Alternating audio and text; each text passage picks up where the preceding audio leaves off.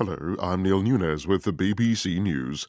Four Nordic broadcasters say Russian naval ships capable of performing underwater operations were close to where explosions later damaged the two Nord Stream pipelines in the Baltic Sea last September. The blasts cut gas supplies from Russia to Germany, but there's been no official word on who was responsible. Here's our security correspondent Gordon Carrera.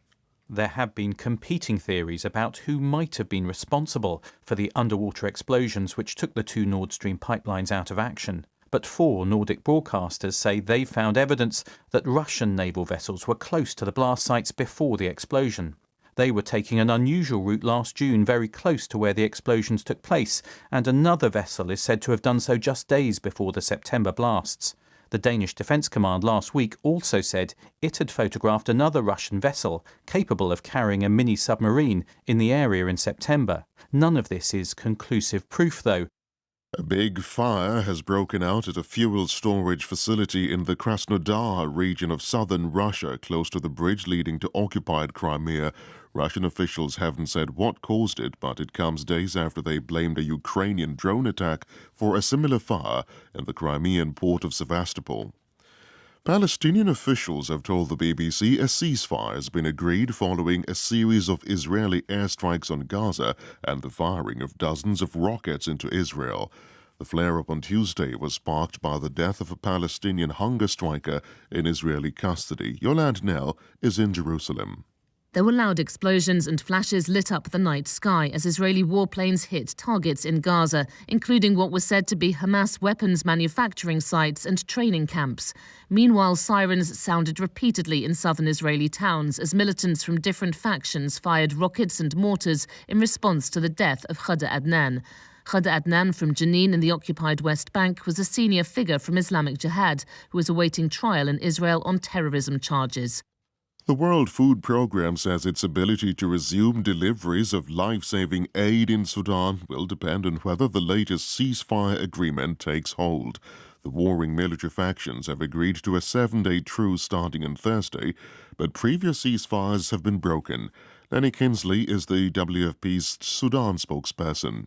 WFP would call on both parties to the conflict to absolutely adhere to this ceasefire because it is absolutely necessary for us to be able to deliver life-saving assistance. First and foremost, we will start emergency food distributions. So that will be prioritizing existing refugees that we had been supporting, but also newly displaced Sudanese. World News from the BBC.